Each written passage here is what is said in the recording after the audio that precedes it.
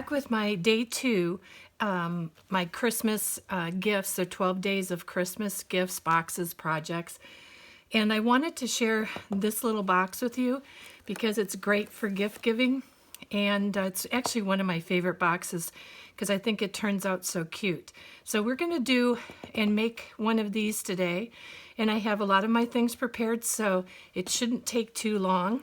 And even in making it, it doesn't take too long. So there's a band around here that holds this closed, and I just used Velcro.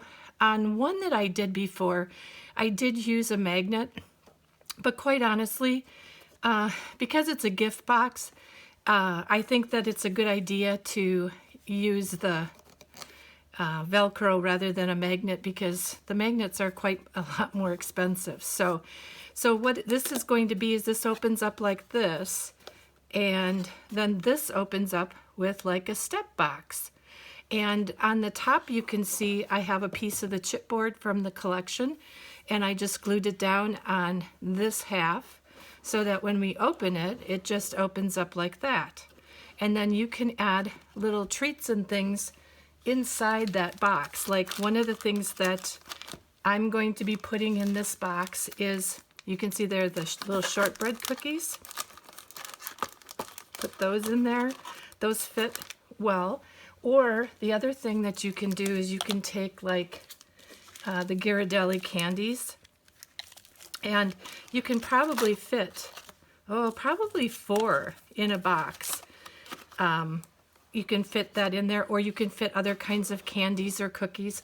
The other kind of cookie that I've put in here for these little boxes is a cookie called, I'm just trying to look at it, they're called Biscoladas, and I got them from Amazon, and they are just this big. They're miniature size Biscoladas, and they're kind of like a cookie cream, but they're like little wafer cookies, and they come individually wrapped, and so you can probably put a good at least 4, if not 5 or 6 in one of these boxes, and it makes it cute if you want to make a mixture. Otherwise, any of the other kinds of candies that are a little bit flatter, or it would be a good box for putting some kinds of embellishments inside. Just whatever you can think of. Actually, it turns out to be a really cute little gift box. So this is a great way to use some of your design paper, but it doesn't, as you can see, it's not all completely covered, but it's a very sturdy little box. So it doesn't need a lot of design paper on it to make it look nice. So let's go ahead and let's get started on our box. And what you're going to need is two pieces basically of cardstock, and you're going to have one piece of the cardstock that is actually going to be 12 inches across by 10.5 inches down. So this is 12 inches by 10 inches. And once we've cut that, then we're going to score this piece at 3 inches, then at 6 inches, and then at 9 inches. And then we're going to turn that turn that around one time, and then we're going to then score on this side. We're going to score at 3 inches going down. We're going to flip it around and score at 3 inches down. So one more time, real quickly, 12 inches across, 10.5 inches here. Your first scores are going to be down here at 3 inches, 6 inches, and 9 inches. And then you're just going to make one turn, and you're going to score this side on the 10.5 inch side at 3, and then turn it around one more full turn and score this side at 3. That way, it's making sure that both of these end pieces are at 3 inches. So that's why the reason is that to turn it around. I mean, I guess you could say at 3 inches and 7.5, but it's a little bit off. So my suggestion is to do the first score at 3 inches, then turn it and do the other one at 3 inches. All right, then the other pieces that we want to cut, we need 4 pieces. Now you can make the decision, these are for the boxes inside, inside the little flip or stair steps. I wanted to try using a red cardstock inside with the green outside, and this is going to be 4 7/8 by 4 7/8, so a perfect square. And then what you're going to do is score it 1 inch, score it 1 inch, score it 1 inch, and score it 1 inch. So you're going to score 1 inch all the way around. So you're going to need 4 of these and 1 of this. So we're going to get started with working on this part of the box. And in doing this part of the box, what I like to do is to go ahead and, you know, crease all my score lines so I can see them. And then the next thing that we're going to do, and you can do this on your scoreboard or you can do it just on your mat. And I did it just on my mat with my scoring tool. On the ends that have the 4 3-inch sides, we are going to start off on this side and we're going to go corner to corner, and we are just going to use our score tool to run a line down there from corner to corner. And I just run it a couple of times. And then we're going to go on this side to the next 3-inch, 3-inch square. We want to go again corner to corner, going the opposite way. So you're making, it's hard to see, I know, but basically you're making a hill going this way. And then we're going to go back and we're going to do on this side the same thing. We're going to score from corner to corner. So we've made the hill going here. Now we're going up like this. And on the end, we are going to do that again on this end, corner to corner. And some people, when they do this, they like to take and put their corner to corner on a score mat, and then that helps them keep that straighter when they're doing the scoring. Some people have done that on their scoreboards too, where I have a line that runs down the middle of my scoreboard, and I put that in just with a Sharpie or pen or something. And I did that because when I'm doing this kind of scoring, it helps me. But because this sheet was so big, it worked better for me to just do it on top of my scoreboard like this. So now we've done this side. We're going to go and do this whole side the same way. The best way that I remember this is that we want to make sure that the beginning sides here, we're going to be cutting off this outside piece right here on each of the 4 corners. I wonder if I have a better, can you see that better? So this we're cutting off on each of the corners. And so what I try to do is remember that that's how my scoring line has to start, is because I'm going to get rid of this piece on the corner. And then I know to go up and down like that. So once you're done with one side, then go back and you can do your other side, and you're going to just go along and score those along. Then do this side or this one, making our mountain like that.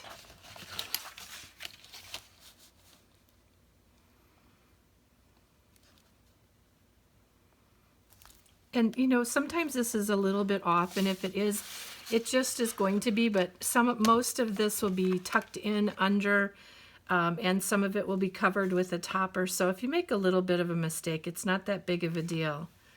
And then I score down like that. So now that we have, that's all the scoring that we need to do on this project. And what we're going to do now is get into cutting our pieces. So the next thing that I'm going to want to do is to take and cut this, we'll cut it straight on my score line to that edge. And then I'm going to do that on all 4 sides. So basically you have that all removed. And if you are better at cutting on your scoreboard, then, not scoreboard, but trimmer, then go ahead and do that. For sake of a little bit of speed here, I'm just going to cut them like this. So hopefully I'm not going to be too far off. I don't know, I'm not a very straight cutter. I'm not really sure. So there you go. That's what that should look like once you have these pieces cut off. And I'm just, those kinds of things I just toss away. So the next thing that we're going to be doing is we're going to cut in on all these lines. So we're going to just go ahead and cut in on all these lines, and we're cutting up to the, well, the first score line basically on all of them.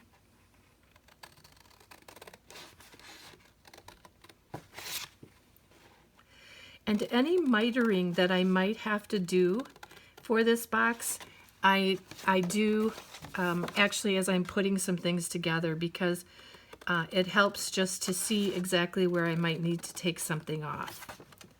And you need to take something off sometimes when things aren't fitting together as, you know, as cleanly as they should. So, all right. So now we have all our flips and flaps and everything cut apart.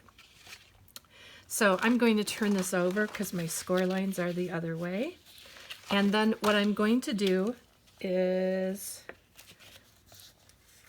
that's probably not going to, I'm just going to do it this way because my lines are on this side. So then I'm going to go on each of these larger pieces, and I'm going to take them and I am going to get those pulled over as cleanly as I can.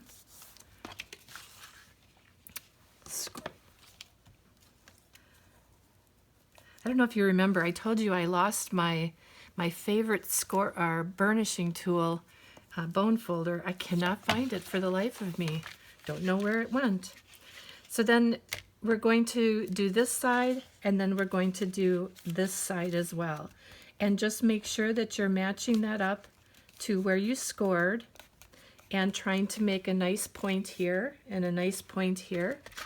Sometimes it's best to come into the middle and score out or burnish out and burnish out, and you'll see that you might get a better point that way.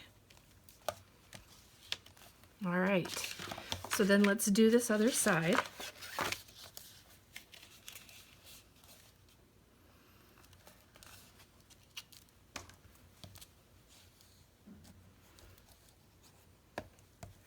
Once you've done a couple of these boxes, they go pretty quickly.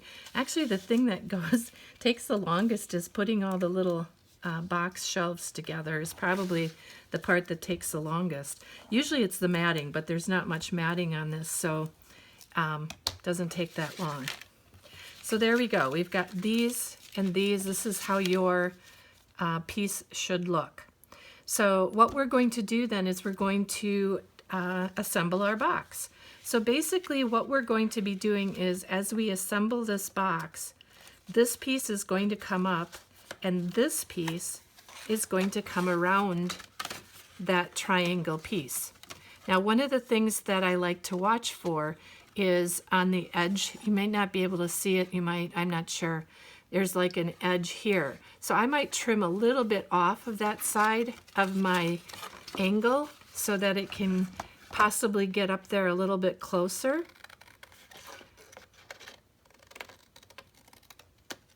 All right, let's see if that helped.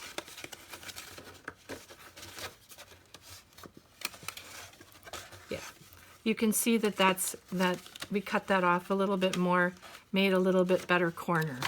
So what I'm going to do is I'm going to take this and put my glue on here. And I just put it on the whole square. And then I bring this up and I match that up with my sides and bring that one down. And then I try to get that as cleanly matched up as possible. And I just press that down from the inside out. So let's dry mat this corner since we're on the top. See where that's laying. I'm going to do the same on this one.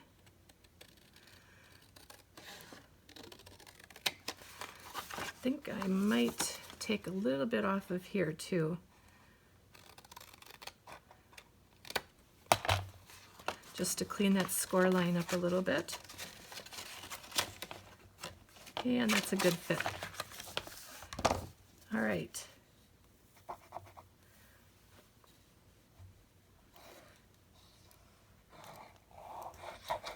I don't know why I struggle with this art glitter glue bottle all the time. I love art glitter glue, but I recently been having so many problems and I can't seem to get the head clean enough. All right.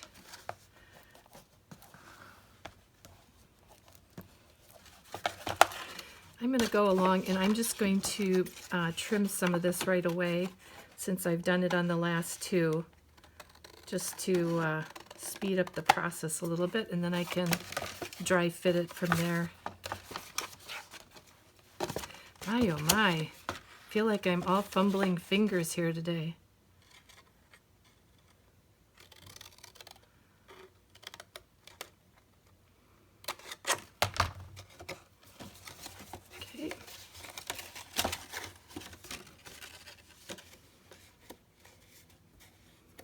Actually, that one I probably didn't need to do, but it's okay. We can match it up well. And by the way, just so you know, I am using the Artisan cardstock. And one of the things that I really like about it is that, number one, it doesn't crack. Number two, it does not have a white core on it. So when you're cutting it, you don't see white lines or rims on that. So it's an excellent cardstock. I believe it's like about 85 pounds, I think. Don't quote me on that. I could be wrong, but it's in the 80-ish range. And it's a textured cardstock. And it might be a little bit more than some other cardstocks are, but for me, when I'm making a project, I want it to be able to last. So for me, it's important that my foundation is solid, even more so than my papers that I'm matting with, because if the foundation is good, then the matting doesn't matter quite as much. So, and the Artisan cardstock, the only place that you can get it is from Country Craft Creations. It's an online shop. It's owned by Tamara Merrill, and it's an outstanding cardstock. I use it for everything.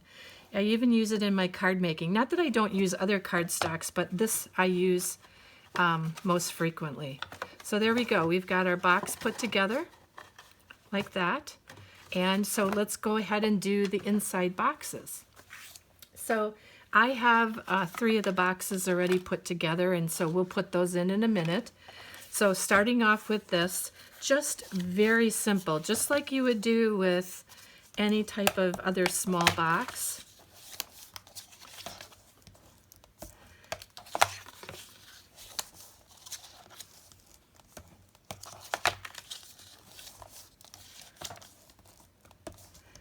The other thing that I like about this is because it doesn't have to be matted too far, so much in order for it to look pretty. So now what I'm going to do is cut these 4 hinges, and I'm going to cut inside this side, inside my score line, because I am going to miter. I'm going to miter these corners here. And so I'm going to cut. I'm going to cut that score line off. And we're going to do this on all 4 sides.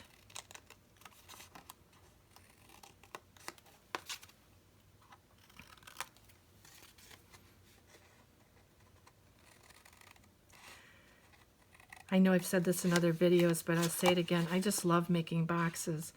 And you know I said that these are going to be 12 gifts of Christmas, and I think most of them are going to include a box for the gift that they can do, and most of them are going to be very simple and easy kind of gifts, especially as we get closer to the holidays.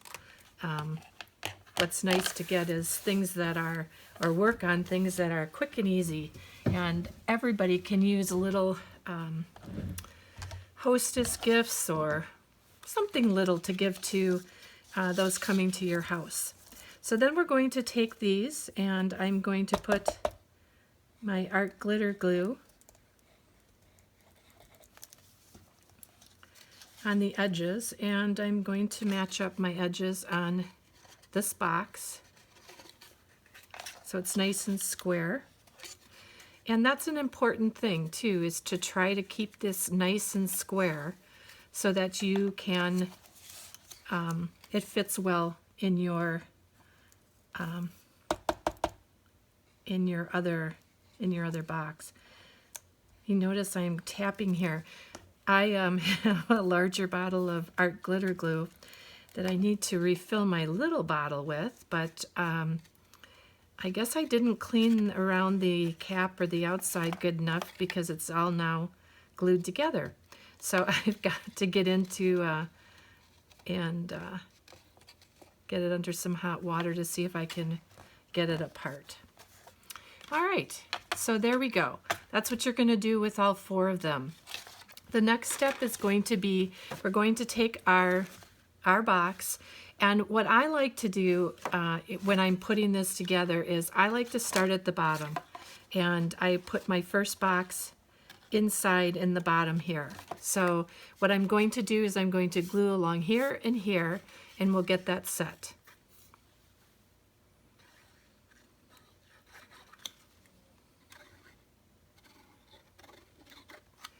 And this is a sturdy little box. It's not sturdy enough that I think that you can put all kinds of really heavy metal items in it, but you could put a few in there and it should work just fine. You know, the other thing is that you could even make this, if you're making small tags, it could be a small tag box that you could give to someone as a gift. Or you could put tags in one, string in another, you know, something different. Or little tea bags. Those would probably fit in these drawers. So then I'm going to take my next one, and what I do with this is I try to just line it up as much as possible. I do not measure. I just try to put it on where I think it's going to go, and hope I have enough time to move it if it isn't in the right spot.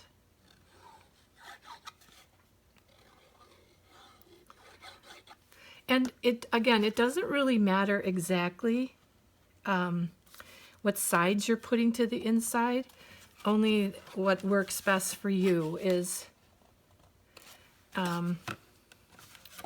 fine, because it's a square box, so either side is good. I like to have a little bit of clearance on those boxes, but not too much, because it fits pretty closely.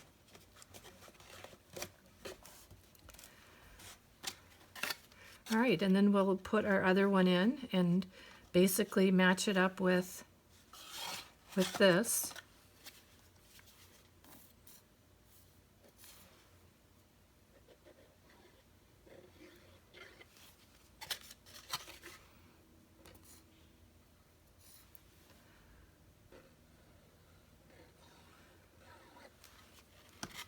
Alrighty.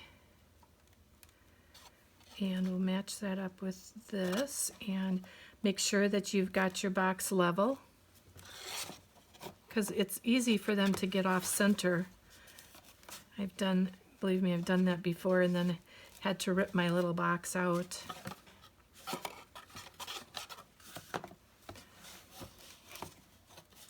Now you could, if you wanted to, if you thought it would look better, you can mat the insides of these boxes. But again, it's a gift box and it's something cute and fun, but don't think it needs to be, you know, that you're putting so much time and money into it that it, most people, once they've been able to use it, they can give it away to someone else or use it for someone else. It's not something they're going to keep their whole life.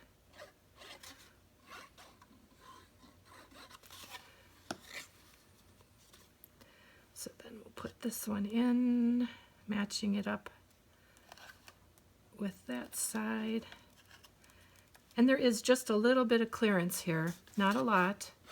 That's why you can't really put anything that's too bulky in it, or, you know, sticking over the boxes. But so I've chosen to do, there we go.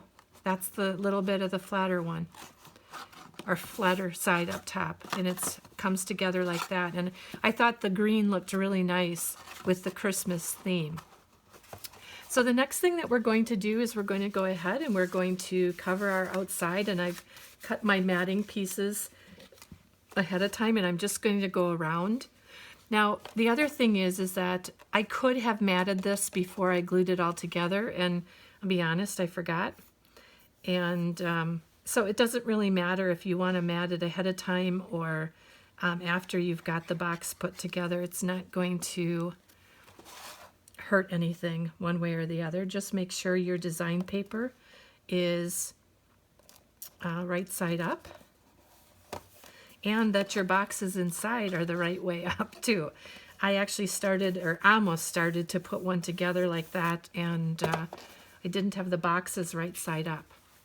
Now you're going to, I don't know if I said this, you're going to need these squares. So you're going to need 4 1/4 by 2 3/4. So 4 1/4 by 2 3/4, so that it's not 1/8 of an inch around the edge, it's 1/4 of an inch, so it's 1/8 of an inch on each side. But with this kind of a project, sometimes I like to have a little bit more of an edge or a seam to it to kind of bring in the color a little bit more. I'm going to do that side.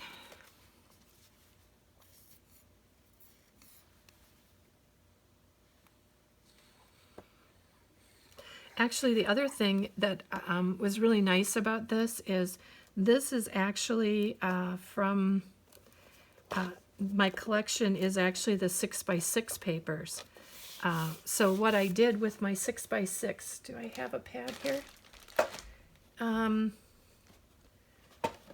me show you, which worked out really, really well on the 6x6. Let me see if I've got a piece here. Sorry for all the crinkling noise.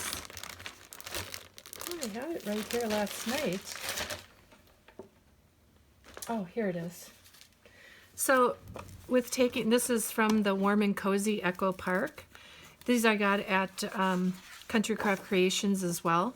So what I did with this is, because the height of my my matting is 4 1/4, I ran 4 1/4 up to here, and so then it cut off this top part.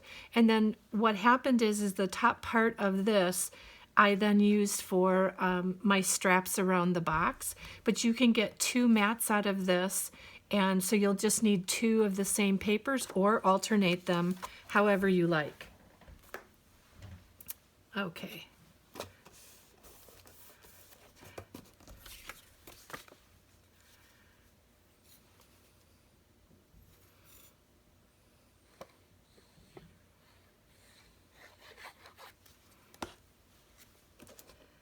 So I think this is our last piece of cardstock. Sorry about that. That's my puppies in the background.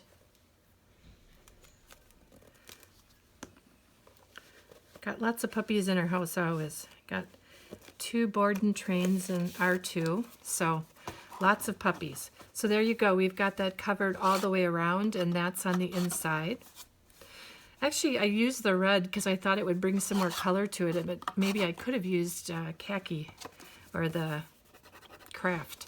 So then the next thing you can do is, it doesn't matter which way you want to do that, but how we have a lock on our little box, or a closure on here, you can put the closure on this side, you can put it on that side. You just have to determine which way works best for you and for your paper. And I just make sure that the top of my box matches where my closure is. And with that closure, you can also embellish that a little bit more, put a button on there, some kind of ephemera piece if you'd like. Just depends upon what you'd like to do. So what we're going to do next is take our strips of paper, and the tab is 1 and 4.5. And the other one, this is 1 by 4.5. And then this one is 1 by 3. I took out of the green cardstock. My matting for it is then just 1/4 of an inch smaller. So if this is 1 inch, then I made my matting 3/4 of an inch, 3/4 of an inch by 4 1/4. And this is then 3/4 of an inch by 2 3/4. So those are all your measurements there. So I'm going to take and do the short one first. And this is just the other side of this 6 by 6. Remember how I said I cut that top off? Well, I just use these strips then for matting these little tabs. And you're going to have a little bit more left over, but I thought that worked. That was very convenient for... Now this is just a little bit longer for some reason than I want. Bad measuring. I think I'm just going to take a snip off of this.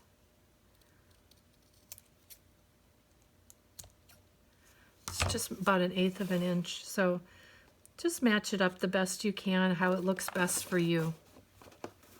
Remember to keep that open part, and that you are putting this together the best way that it sits on your box. And this one is actually going to go completely flat down onto your box. Oh, come on.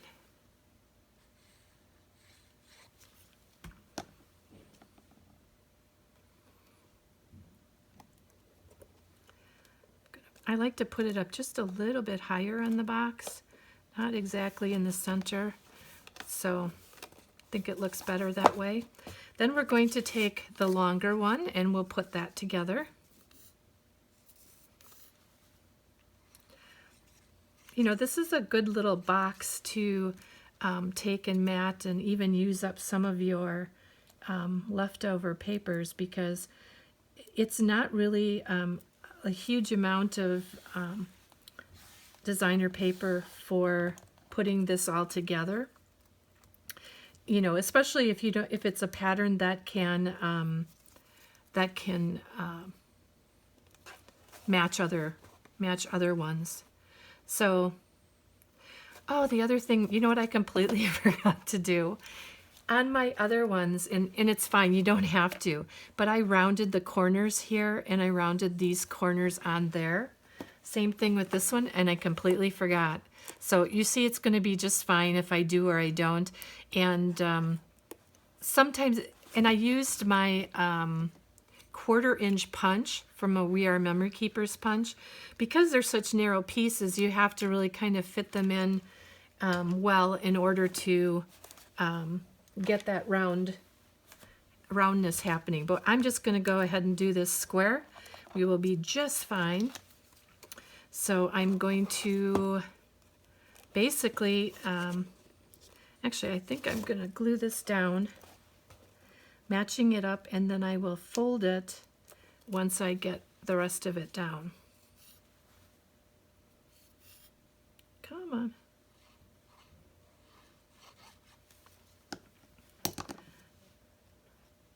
Matching that up and matching that up to my end here. Making sure we're good. This is straight.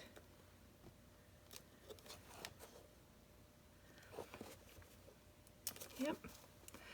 So you can see that it really is fine if you want to round it or you don't want to round it. I think the rounding of the end makes it look a little bit more like it is a clasp. Let's see what if I can. Half an inch, half an inch. Let me just see if I can. There we go. I'm not going to have my paper necessarily rounded well, but this will at least look a little bit more claspy. And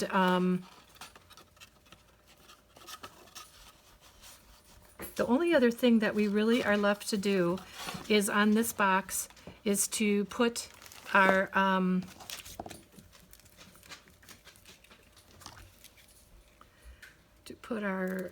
Velcro pieces on here, and I'm just going to cut those off.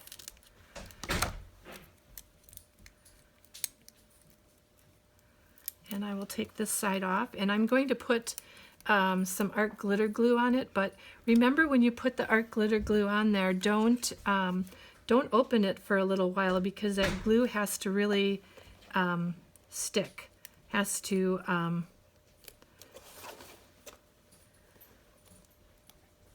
get some time to dry. And then putting it on this side as well. And then I'll just stick that down on there, and we'll wait for that to dry for me to open it. So the last thing that we want to do is we can put a sticker, a chipboard phrase, move my stuff around here. So I have chipboard phrases, I have some other types of items that we can put on the top that go with the collection. And I think I might take this one. Let's see what that looks like, because of adds a little bit more burgundy red to it. So I just pulled that off. And this is my fronts right here. So what it would be is this would go underneath here. But you know, I think I want something a little wider than that. Let's see.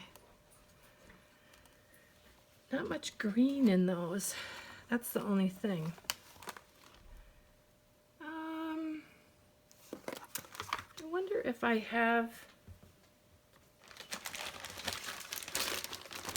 Sorry, I should have picked this out ahead of time.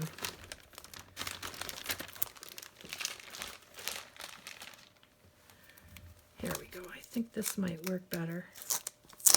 And you don't have to use a chipboard. The other thing that I had thought about doing this time around was actually using matting this and then just putting another pattern or colored paper on it.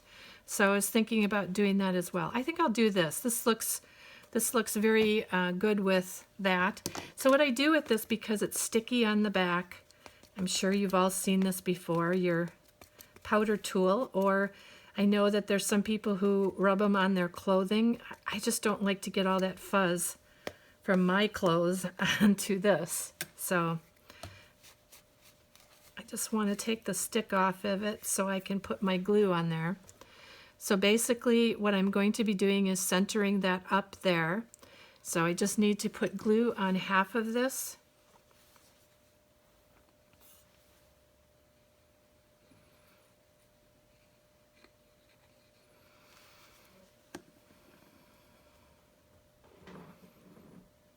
There, making sure that that's as centered as I can by eyeballing it.